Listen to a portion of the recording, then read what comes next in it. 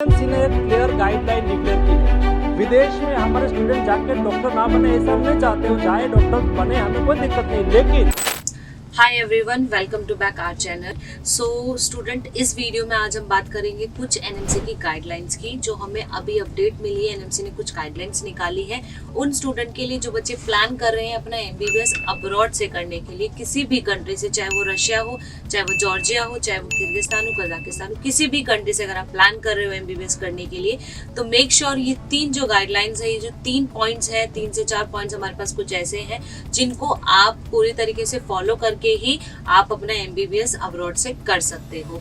हमारे जो health of minister doctor Mansukh Mandaviya, उन्होंने ये लोकसभा में एक स्टेटमेंट दी थी जो एनएमसी गाइडलाइंस ने निकाली थी, और उन्होंने क्लियरली ये 3 पॉइंट क्लियर करे थे उन स्टूडेंट के लिए जो बच्चे प्लान कर रहे हैं एमबीबीएस अब्रॉड के लिए। Hi everyone, my self Shweta जू। सो मैं सबसे पहले आपको बता दूं कि पहले एनएमसी ने एक गजेट निकाला था जो कुछ टाइम पहले, जो बच्चे उसको लेके बहुत कंफ्यूज थे। क्लियरली उनको कुछ भी समझ नहीं आ रहा था कि इसमें क्या पॉइंट्स ऐसे हैं, कौन से पॉइंट्स हमें फॉलो करने चाहिए। वो 10 जगह कॉल करते हैं, पूछते हैं, तो उनको हर जगह से कुछ अलग अलग या फिर नया ही मिलता है, तो जिसको लेकर बहुत कंफ्यूज थे, उनको कुछ समझ नहीं आ रहा था कि एग्जैक्टली है क्या, हमें क्या फॉलो करना चाहिए, क्या चीजें ऐसी हैं जिनको देखकर हमें अब्रॉड में एमबीबीएस के लिए हम लोग जा सकते हैं या एलिजिबल रहेंगे। तो जैसे कि मैंने आपको बताया, लास्ट वीक ही लोकसभा में डॉक्टर, हमारे जो हेल्थ ऑफ मिनिस्टर है डॉक्टर मनसुख मांडविया, उन्होंने एक स्टेटमेंट दी थी। फर्स्ट पॉइंट उन्होंने क्लियरली बताया था जो एनएमसी से रिसीव हुआ था हमारे, कि पहला पॉइंट ये है कि अगर आप एमबीबीएस अब्रॉड के लिए प्लान कर रहे हो तो आपको नीट क्वालिफाइड होना मैंडेटरी है। आप यहाँ से नीट क्वालिफाई करोगे, उसके बाद ही आप अब्रॉड में एडमिशन के लिए एलिजिबल हो, जो कि बहुत अच्छी चीज है हमारे स्टूडेंट्स के लिए कि अगर आप यहाँ पे नीट निकाल लेते हो तो अब्रॉड में आप इजीली एमबीबीएस कर सकते हो। फिर आप इंडिया में भी आपकी डिग्री वैलिड रहेगी और आप इंडिया में भी प्रैक्टिस कर सकते हो।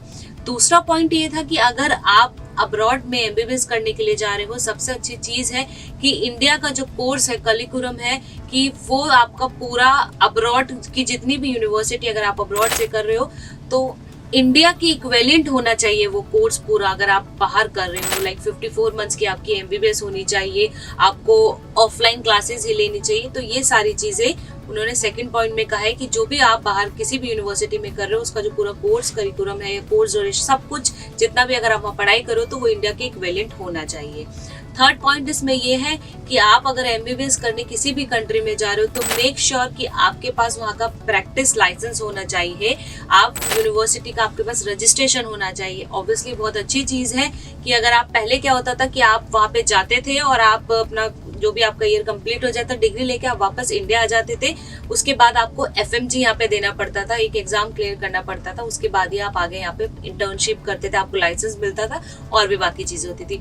बट ये है कि अब आपको वहां पर भी एक लाइसेंस के लिए एग्जाम देना पड़ेगा, रजिस्ट्रेशन आपको लेना पड़ेगा। तो ये बहुत अच्छी चीज है कि आपके पास अब वहां का भी ऑप्शन रहेगा कि आप वहां पे भी अपना एमबीबीएस के लिए प्रैक्टिस कर सकते हो। आप आगे एमबीबीएस के बाद कुछ और भी करना चाहते हो तो वो भी आप जिस भी कंट्री से आप एमबीबीएस कर रहे हो वो आप कर सकते हो वहां पर। तो ये 3 पॉइंट जैसे मैंने आपको बता दी, नीट क्वालिफिकेशन आपकी होनी चाहिए, नीट क्वालिफाइड मैंडेटरी हो गया है।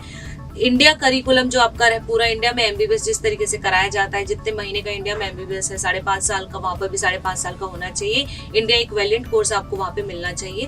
थर्ड, की जिस भी कंट्री में आप जा रहे हो उसका रजिस्ट्रेशन आपको मिलना चाहिए, प्रैक्टिस लाइसेंस आपके पास वहाँ उस कंट्री का भी होना चाहिए, पहले जैसे मैंने अभी बताया। और ये अच्छी चीज है कि आपको वहाँ को रजिस्ट्रेशन, वहाँ पे आपको रजिस्ट्रेशन के लिए एक एग्जाम देना पड़ता है, तो वो एग्जाम आपको देना है और आपको रजिस्ट्रेशन मिल जाएगा किसी भी कंट्री का। तो आप ये समझिए स्टूडेंट कि अगर आप वहाँ पे जा रहे हो, जब बच्चे पहले यहाँ पे वापस आते तो उनको एक एफएमजी एग्जाम देना पड़ता था और इंडिया वाले स्टूडेंट को नीट पीजी देना पड़ता था। तो 2 एग्जाम तो आपके पास वैसे भी थे और अब भी आपके पास 2 एग्जाम हो गए हैं कि आप वहां पर एक एग्जाम दोगे, प्लस यहाँ पे आप नेक्स्ट 1 और नेक्स्ट 2 आके यहाँ पर आप दोगे। तो स्टूडेंट ये बहुत क्लियर है, एनएमसी की गाइडलाइन है। तो मेक श्योर अगर आप प्लान कर रहे हो अब्रॉड के लिए तो ये 3 पॉइंट्स हैं जो आपको ध्यान में रखने हैं, उसके बाद ही आप अब्रॉड के लिए प्लान कर सकते हो। अब्रॉड में किसी भी यूनिवर्सिटी के लिए आप कोई भी, चाहे कोई भी कंट्री हो, वहाँ पे आप जाके एमबीबीएस कर सकते हो। लास्ट जैसे मैंने बताया कि हमारे जो हेल्थ मिनिस्टर थे, उन्होंने लोकसभा में ये स्टेटमेंट दी थी। मैं आपको एक छोटी सी क्लिप दिखाना चाहूंगी जिसमें आप सारी चीजें आपकी क्लियर हो जाएंगी। एमसी ने एक क्लियर गाइडलाइन डिक्लेयर की है। विदेश में हमारे स्टूडेंट जाके डॉक्टर ना बने ऐसा हम नहीं चाहते हो, चाहे डॉक्टर बने हमें कोई दिक्कत नहीं, लेकिन वहाँ क्वालिटी एजुकेशन है। कई कंट्री ने क्या करके रखा है यहाँ से स्टूडेंट को वहाँ ले जाते हैं, नर्स के रूप में उसको काम करवाते हैं और सर्टिफिकेट दे देते हैं कि हम आपको डॉक्टर बना दिया, लेकिन वहाँ उसको प्रैक्टिस की परमिशन नहीं देते। और इंडिया में आके जाओ और इंडिया में आप FMG की एग्जाम पास कर दो और इंडिया में ट्रीटमेंट करो, इंडिया में डॉक्टर के रूप में काम करो। इसलिए भारत सरकार ने निर्णय किया है कि विदेश में पढ़ने जाने वाले सभी स्टूडेंट को 3 बातों को एश्योर करना है, और सभी आपके द्वारा भी, आपके पास भी कई स्टूडेंट आते रहते हैं। एक, यहाँ नीट क्वालिफाइड होना चाहिए, वही विदेश में पढ़ने के लिए जा सकते हैं। दूसरा, इंडिया में 5.5 साल का कोर्स है, इंडिया इक्विवेलेंट कोर्स, दुनिया में जिस कंट्री में हो वहां ही जा सकता है। तीसरा, जिस कंट्री में जाए उसको रजिस्ट्रेशन वहां प्रैक्टिस करने का भी मिलना चाहिए। वहां उसको प्रैक्टिस करने का परमिशन मिलती नहीं है, रजिस्ट्रेशन मिलता नहीं है, और उसको यहाँ इंडिया में छोड़ देते हैं, वो देश की हेल्थ के लिए ठीक नहीं है। इसलिए हमने 3 बातों को सुनिश्चित कर दिया है। इसलिए आपके अड़ोस पड़ोस में या तो as a member of parliament of जनप्रतिनिधि है, हमारे पास वाली आते हैं कि हमें स्टूडेंट को विदेश पढ़ने के लिए भेजना है, तो क्या करना, ये 3 बाबत हम सब लोगों के संज्ञान में रहनी चाहिए। ये 3 क्राइटेरिया फुलफिल करते हैं तो विदेश में जाके पढ़े और यहाँ FMG की एग्जाम पास करके हम यहाँ उसको यहाँ डॉक्टर के लिए प्रमाणित कर दें। सो स्टूडेंट, आपने देखा, तो ये मेक श्योर कि आपके जो भी डाउट्स थे इस चीज को लेके, गजेट को लेकर कि क्या गाइडलाइंस आई है, क्या चीज होंगी, वो फुली क्लियर हो गई हो। बाकी आपको और कोई भी डाउट होता है किसी भी चीज से रिलेटेड, अब्रॉड से रिलेटेड, MBBS इंडिया से रिलेटेड या फिर कोई गाइडलाइन से रिलेटेड, तो आप एफिनिटी एजुकेशन में कॉन्टैक्ट कर सकते हैं। और आपको कोई भी डाउट होता है, कुछ भी होता है, नीचे आप हमें कॉमेंट सेक्शन में मेंशन कर सकते हो। Thank you everyone.